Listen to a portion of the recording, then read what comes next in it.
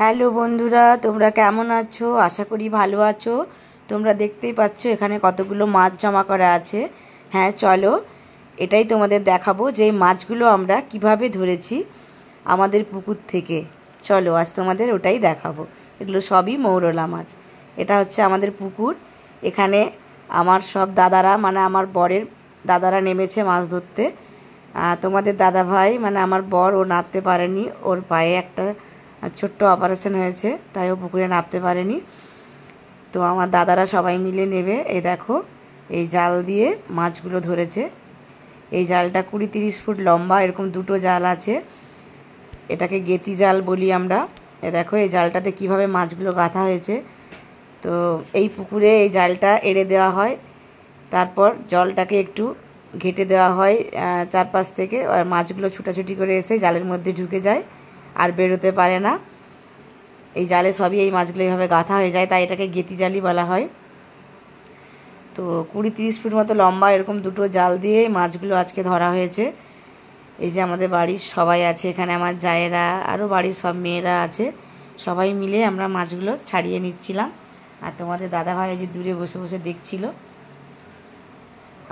ও কিছু করতে পারছিল না, ওর একটু পায়ে প্রবলেম ছিল বলে আগেই তোমাদের বললাম। তো আমি বললাম দাও আমি ভিডিওটা বানাই। আমাদের পুকুর থেকে এত মোরলা মাছ এইভাবে ধরা হয়েছে, আমার তো ভীষণ ভালো লাগছে।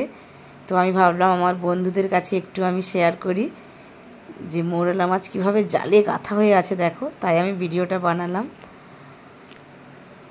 এই দেখো সবাই মিলে এই মাছগুলো এইভাবে এবার ছাড়িয়ে নিচ্ছিল। পুকুরের জল কম ছিল, এখনও সেভাবে আমাদের এখানে বৃষ্টি হয়নি, তাই আমরা এভাবে পুকুর থেকে মোরলা মাছগুলো ধরলাম।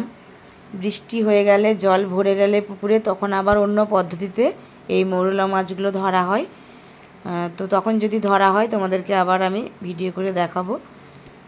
আজকে যেভাবে মাছটা ধরলাম সেই ভিডিওটাই বানালাম।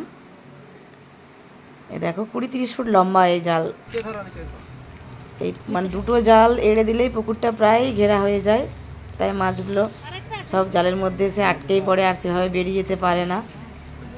সবাই মিলে ছাড়াচ্ছিলাম। প্রথমে বালতিতে রাখছিল, বালতি ভরে গেল, তারপর বললো না মেঝেতেই রেখে দাও। দেখো মাছ কীভাবে গাঁথা হয়েছে জালটা, একবার শুধু তোমরা দেখতে থাকো। মানে কতটা কি দেখতে পাচ্ছ আমি জানি না, মানে সামনে থেকে আমি তো মাছগুলো দেখেছি বা ভিডিও করেছি, মানে আমার তো অবাক লাগছে। এই দেখ, এভাবে আমরা আজকে প্রায় 5-6 কিলো মতো মাছ ধরলাম। এগুলো সবই মোরলা মাছ। তারপর আমরা সবাই মিলে ভাগ করে নিলাম। তো ভাবলাম তোমাদেরকে ভিডিওটা শেয়ার করি। চলো আজকে এই পর্যন্ত, পরের ভিডিওতে আবার দেখা হবে। টাটা।